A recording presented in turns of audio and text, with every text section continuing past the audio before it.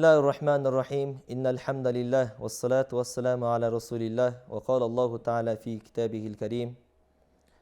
Allahu yastafi minel melaiketi rusulen ve minen nas. Ve kâle nebiyyü sallallahu aleyhi ve sellem men sâme şehr Ramazana imanen ve ihtisaben gufira lehu ma taqaddem min zemmihi. Avu kema kâle aleyhissalatu vesselam.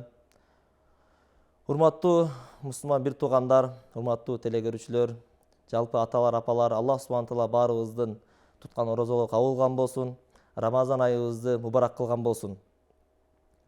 Аллах субхана тағала адам баласынын бактылуу болуш үчүн Аллах субхана тағала көптөгөн шарттарды түзүп берген.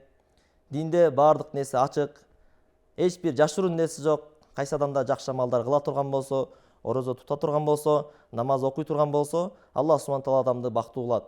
Аллах субхана тағала Рамазан айын биз үчүн чоң бир жетишкендик кылып берди. Кайсы адам ошо Рамазан айында жакшы амалдарды көбөйтө турган болсо, ал эселеп сооп берилет. Аллах субхана тағала Куранда айтат: биз момундарга, мусулмандарга орозо тутууну фарыз кылдык, кандай эле силерден мурдагы үммөттөргө фарыз кылынгандай дейт. Орозонун максаты лааллакум таттакун, силер дейт такыба болуп калыңар үчүн дейт биз силерге фарыз кылдык дейт. Тактап айтканда Аллах Таала бул аятта айтып жатат мазмунунда: силерге орозо фарыз кылынды дейт. Милдет кылынды, кандай эле силерден мурдагы үммөттөргө милдет кылынгандай дейт. Бул жерден биле турган нерсе, бул орозо биз үчүн жаңы нерсе эмес экен да. Бизден мурдагы үммөттөр дагы орозого кармап келишкен. Жана ошондой эле Аллах субхана тағала инсандар билет да. Инсандын табиятында мындай сезим бар экен. Эгер бир адам эгин эге турган болсо, эгине өспөй кала турган болсо, инсан ичинен кыжаат болот экен, айбайчы. Аябай кыжаат болот. Эгер ошо адамдын кошунасыныкы да өспөй калса, ал адам жеңилдей түшөт экен да. Меники эмес, кошунамдыкы да өспөй калыпты деп. Эгер бир адам соода кыла турган болсо, кечинде үйүнө кайгырып кетип баратат. Соодам жакшы болбой калды деп. Анан кошунасы айтып калды, соода кылган. Менин да ишим болбой калды десе, адам жеңилдей түшөт экен да. Меники эле эмес, бул адамдыкта болбой калган турбайбы деп адам өзүнүн ордуна түшөт экен да. Ошол сыяктуу Аллах субхана тағала дагы айтып жатат: бул Рамазанда орозо тутуу силерге фарыз кылынды, силерден мурдагы үммөттөргө фарыз кылынгандай дейт. Бул орозо адамды кыйноо үчүн эмес, балким адамга Аллах субхана тағала ушундай мүмкүнчүлүктөр берип жатат. Орозо айында көп сооп чогултуп алсын деп жатат да. Кайсы адамдар орозо айында иншалла көп соо иштер кыла турган болсо, ал 70 эсе, дагы бир аятта 700 эсе көбөйөт дейт. Бир амалыңыз, мисалы намаз окуган башка айда 27 эсе сооп болсо, бул айда 27 эсе сооп 70 эсеге көбөйөт дагы. Ошол себептен туугандар, Аллах субхана тағала бизге мүмкүнчүлүк берип жатат. Орозонун максаты лааллакум таттакун. Аллах айтып жатат: силер дейт такыба болуп калууңар үчүн дейт биз орозону бердик дейт. Тактап айтканда, такыба деген сөздүн мааниси сактануу, баардык жаман иштерден сактануу. Орозонун аты бир гана тамак жебей коюш эмес, балким жаман күнөөдөн, жаман иштен, баардык нерселерден, адамдын табиятына ылайыксыз келген нерселерден, гыйбаттан, көрө албастыктан, сөгүнүүдөн, адамдар менен урушуудан сактануу бул орозо болуп эсептелет. Себеби орозонун мааниси ал-имсак, тыйылуу, баардык адамдын табиятына ылайыксыз келген нерседен тыйылуу бул орозо болуп эсептелет. Ошол себептен бул орозодо биз өзүбүздүн ички сыфаттарыбызга, тышкы сыфаттарыбызга оңдоо аракет кылыш керек. Себеби качан пайгамбар хадисте айтат, качан Рамазан ай келгенде жиндердин баардыгы байланып дейт. Асмандын эшиги ачылып, тозоктун, тактап айтканда бейиштин эшиги ачылып, тозоктун эшиги жабылат дейт. Кайсы адамдар Рамазан айында орозо тута турган болсо, шайтандын азгыруусу жок болот. Экинчи, Аллахтын рахматы жаап турат, амалдар кылыш жеңил болот. Ошол себептен кайсы адамдар Рамазанда атайлап болсо дагы колдон келишинче өзүн оңдоого аракет кылса, жаман күнөө иштен сактанса, мурун күнөө кылат эле, ушу Рамазан айында кылбай кое турган болсо, Аллах Таала Рамазандан кийин ошол амалдарды кылганга мүмкүнчүлүк берет.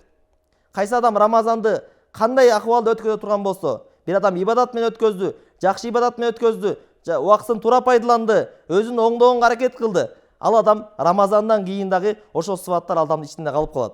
Ошол себептен туугандар, баарыбыз ушу Рамазан айында амалдарды көбөйтөлү. Аллахтын бизге берген бир чоң мүмкүнчүлүгү. Ушу байкуш адамдар бакытсыз болуп тозокко түшүп калбасын деп Аллах субхана тағала бизге соопторду үстүнөн берип жатат. Кайсы адамдар барктаган болсо, кылган болсо, ал адамдар өсө берет. Кайсы адамдар кылбаган болсо, ал адамдар бул сооптордон кургалат. Пайгамбарыбыз хадисте айтты, күндөн бир күндө Пайгамбарыбыз алейхиссалам минбарга чыгып дуа кылды. Кайсы адам Рамазан айына келип, Рамазан айын өткөзүп, күнөөлөрү кечирилбеген болсо, ал адамга кыйроо болсун деди. Ошол себептен туугандар, бул хадистен биле турган нерсебиз, Рамазанда күнөөлөр ачылат. Алла Таала айтат: "Тооба кылуучу барбы? Мен тообосун кабыл кылайын. Менден суроочу барбы? Сураганын берейин." Рамазан айында дуалар сөзсүз кабыл болот. Өзгөчө ооз ачардагы дуа сөзсүз кабыл болот. Биз баарыбыз көңүл буралы. Намазга, ошо ооз ачарга 10 мүнөт, 15 мүнөт калганда иштерибизди токтотолу. Келип дастаркон келип дуа кылалы. Алла субхана таала биз эмнени дуа кыла турган болсо, Алла Таала берет. Алла Таала Куранда айтып жатат: "Удууни астажиб лакум." Силер менден сурагыла, мен силердин сураган нерсеңерди сөзсүз берем дейт. Ошол себептен туугандар, орозо айында өзгөчө дуалар кабыл болот турган убакыт. Убактыбызды кичине үнөмдөп, ооз ачарга 10 мүнөт, 15 мүнөт калганда Алладан келип, биздин муктаждыгы көп, Алладан келип Алладан сурайлы. Ошондой эле Алла субхана таала бул Рамазан айына көптөгөн амалдарды чогултуп койду. Рамазан айы инна анзалнаху фи лайлатил кадр. Алла Таала Куранда айтып жатат, биз Кур'ани Каримди Рамазан айында түшүрдүк дейт. Ошондой эле Рамазан айында эң чоң амалдан бири кадыр түн. Кайсы адам кадыр түнү тапкан болсо, 1000 жылдык ибадаттын сообу берилет.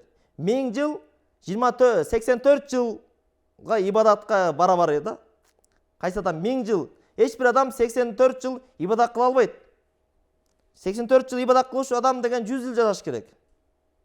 Ана ошол 100 жыл кылган амалыбызда, 84 жыл кылган амалыбызда канчасында туура кылдык, канчасында ката кетти биз билбейбиз. Ошол себептен биз ушу айда өзгөчө көңүл буралы, сооптордун баарын чогултуп алалы, кадыр түндү издейли жана ушул айдагы өзгөчө амалдардын бири фитр садака. Фитр садака бул зекеттин бир бөлүгү. Фитр садака ар бир мусулманга бериш фарыз. Кайсы адамдар милдет болот. Кайсы адамдар орозо кармы мусулман болгон болсо, баласына, жубайына, бүткүл туугандарына, өзүнүн кол астындагы адамдарга бериш шарт. Фитр садаканы кайсы адам бере турган болсо, бул айдагы ар бир амал 70 эсе, кээ бир аятта келет, бул айда кээ бир амалдар 700 эсе көбөйөт деп. Иншалла биз фитр садаканы берели, Алла субхана тааланы эселеп көбөйт берсин. Мына фитр садаканын өлчөмүн муфтияттын фатвасы боюнча буудайдан берген 50 сом, арпадан берген 70 сом, жана ушундай мейизден, курмадан берсек болот. Алардын да саны өйдөрөк. Ар бир адам өзүнүн колунан келишинче, эгер байлыгы болгон болсо, өйдөрөктөн кымбатыраак нерседен фитр садака берсе жакшы болот. Алла Таала баарыбызга иншалла ошо фитр садаканы аткарып, ушу Рамазанда сооптору чогултканга, ошондой эле жакшы амалдарды көбөйткөнгө, өзүбүздү тазалаганга Алла Таала мүмкүнчүлүк берсин. Ошол себептен иншалла баарыбыз ниет кылабыз, ушу Рамазан айында өзгөчө амалдарды кылабыз деп иншалла. Ва ахиру давана алхамдулиллахи rabbil alamin bi rahmatika ya arhamar rahimin.